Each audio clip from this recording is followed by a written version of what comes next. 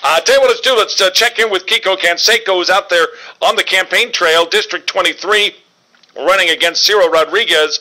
And Kiko, first of all, thank you for joining us. I know these are crazy times for you. Where are you today in District 23? Kevin, today I'm in Marfa, Texas. And this morning I was in El Paso, Texas, and we've been at almost every city and every hamlet of the 23rd Congressional District thus far, and we're halfway through our town hall tour. So we're in Marfa, Texas. So greetings from Marfa. I know that you're doing a lot of speaking, but I know one thing that you love to do is you love to listen to people. And when you're doing these town halls, I bet you're doing more listening than you are talking. And I'm just curious, what are you hearing from people, from voters in Texas 23? Well, I'll tell you, the first thing is that they're looking for leadership as their congressman, a leader, and they're looking for someone who's going to represent them. They feel that they have no representation right now with their current congressman and absolutely no leadership whatsoever. That their congressman, Ciro Rodriguez, does nothing more than do what Nancy Pelosi wants him to do and not what the people of the 23rd District want him to do. Right now we're looking at concern over jobs, families that may be laid off of their work, and, of course, the economy. The economy is pressing everyone. And, of course, the health care bill is plaguing a lot of people, too. Especially right now, it's being felt very strongly by our seniors, where the health care bill cuts 50% into Medicare. And it's also cutting the reimbursement to doctors. And seniors now are having no place to go because doctors can't make a living by treating Medicare patients, and Medicare patients can't see their doctors anymore. And Medicare patients are going to have to make a decision between buying those prescriptions or putting food on the table. So it's a very, very serious situation. The other thing I'm hearing, especially in these areas in West Texas, the security of our border, the sovereignty of our country, very, very important to a lot of people. And I hear that almost 100% of the people that I visit with have that concern.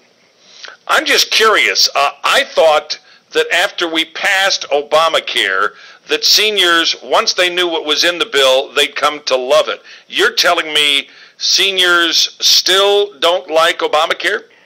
Well, they not only not like Obamacare, but they're going to have a hard time surviving under Obamacare. And then, to add insult to injury, there's a $250 throw-in called "We're filling the donut hole," quote unquote. Well, what does that get you, except maybe to fill one or two prescriptions for that month and nothing else? They don't like Obamacare. They're beginning to feel it, and it's starting to hurt.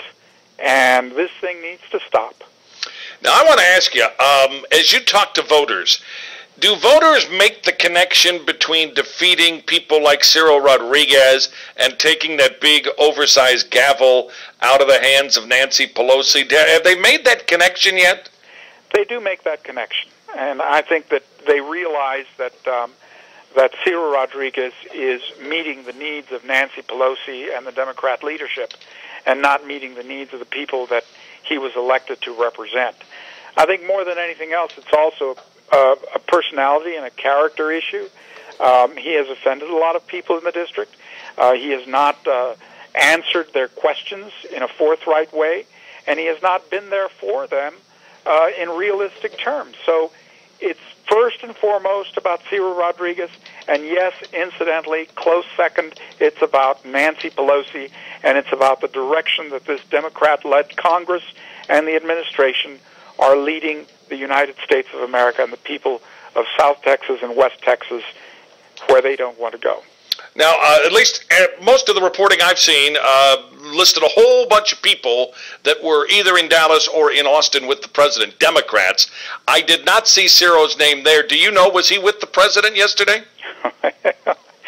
No, I don't think he was with the president yesterday. The president that I'm sure Mr. Rodriguez also kowtows to and does whatever he tells him to do. But I think that Ciro Rodriguez was in Washington trying to spend more money and create more deficits for our nation by passing some some bills that we can't afford right now. I think they're tending to teachers in other states and some deficits in other states other than Texas, and they're going to vote some legislation right now, several $1 billion of goodies for $26 billion, right. and they've already passed it. They're already on their way home. Wow. They've done the dirty work, and they're coming home now. And you know what? That? They'll be bragging about it.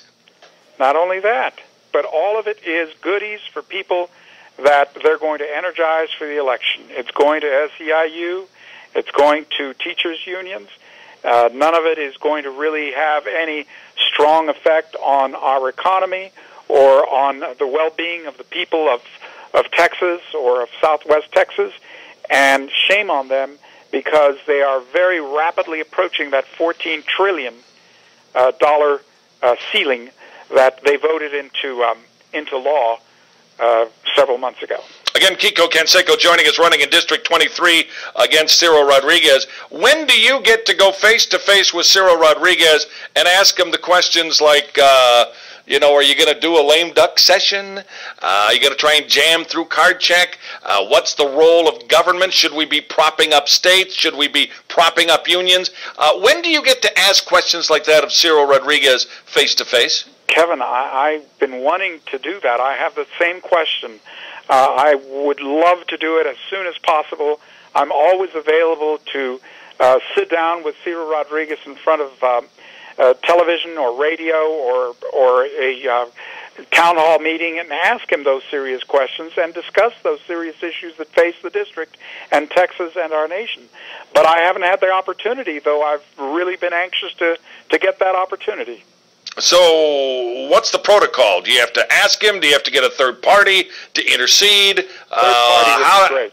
Third party, League of Women Voters, something like that. Right. I hope that'll happen, because I want to see you ask the questions that you and I have been talking both on and off air about these things for months now, and I want to see you be able to ask the question to Ciro Rodriguez and get the answer. Is he going to back Nancy Pelosi? Is he going to vote to have a lame duck session of Congress where they can jam through all this nonsense like card check and illegal immigration reform, comprehensive immigration reform, all these different things? I hope you'll get a chance to ask him.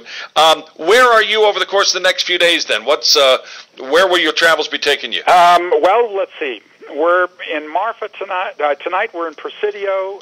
Tomorrow morning in Marfa again. And then we go to Alpine and Marathon and Sanderson and Comstock and Del Rio and Eagle Pass and Uvalde and Crystal City. Enough already! Enough! Oh, gosh! So I'm getting back of the car lag already just thinking about that. I got to ask you about fundraising before we let you go, because that's the mother's milk of what you people do. Mm-hmm. And I got to ask you, how is it going? Are people responding to your call? Are you going to get any help from the Republican Congressional Committee and help you out? Yes, yes, and yes. We are getting a very good response from the people of Bexar County and the 23rd Congressional District. We are going to be getting support from the National Republican Congressional Committee. We are going to be getting support from a lot of people. This is a very, very important race, not just to the people of the 23rd District, but to Texas and to the United States of America. And I hope that I am worthy enough to be their representative and to lead the cause for good representation, for good leadership, for the future of our nation, for the future of our children and our grandchildren.